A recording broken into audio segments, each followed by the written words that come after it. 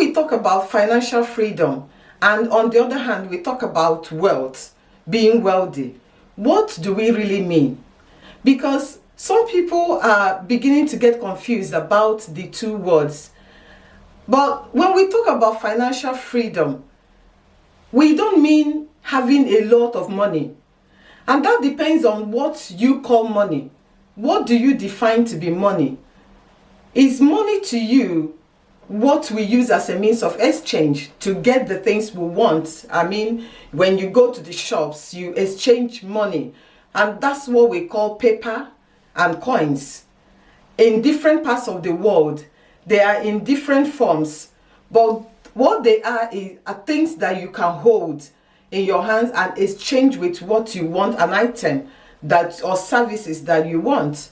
Is that really what money is about? And is money the same thing as wealth? Is that when you have it a lot, you are now financially free, that everyone seems to be singing about? Okay, so money isn't really, and that is if we mean money to be paper and coins. It's not really what we call becoming financially free or becoming wealthy. So I'm going to talk about financial freedom in one hand, and then talk about becoming wealthy or wealth on the other hand. So financial freedom has to do with when you have gotten to the point that you can afford the things that you need, the things you need to buy with money, things you need to do with money. You have gotten to a point where you can live life freely without having to work hard. Like, you don't have to be going to work or be employed or to still be physically handling that business of yours, having to attend to a certain location. And if you don't, then you will not be able to carry on with your financial responsibilities the next month or the next year. So when you get to that point where you have systems in place, you have cash flow, you have the things that generate the funds that you need, and you have also calculated your wealth numbers. You have calculated what it will take you, how much you will need to survive the remaining part of your life, however you estimate that to be. Let's say that you are 50 years old and you are estimating that you are going to live for another 50 years, making it 100 years before you die. And you have calculated the amount you use monthly, which could be, let's say for instance, £1,000 is what you need to survive monthly, all your expenses. So you have calculated it for 12 months and have multiplied that for those number of years that you want to live that are remaining. And you have things that produce it. So you have things that produce money every month to that tune of the amount that you need. That is you having calculated your wealth numbers, and that tells you whether you have enough. And that's because even though you may be working now or still be attending physically to that your business or still be running that business by yourself, what it means is that even if you don't have to, because something suddenly happened, let's say an accident happened or something that you can't do that physically, that you are still going to live the same lifestyle that you are living at the moment and live it without having to worry or have financial concerns. That's what it means by your wealth numbers. Now, if you have calculated that and you see that, yes, I have things in place that is going to make that possible without a hinge, then you can say that you have attained financial freedom, that you are now financially self-reliant, that you are financially independent. That's what it means. And let's take that aside and talk about wealth. So wealth, is it the same thing that I just described now, or is it all of that and even more? Yes, wealth, becoming wealthy, entails all that I've just described with financial freedom.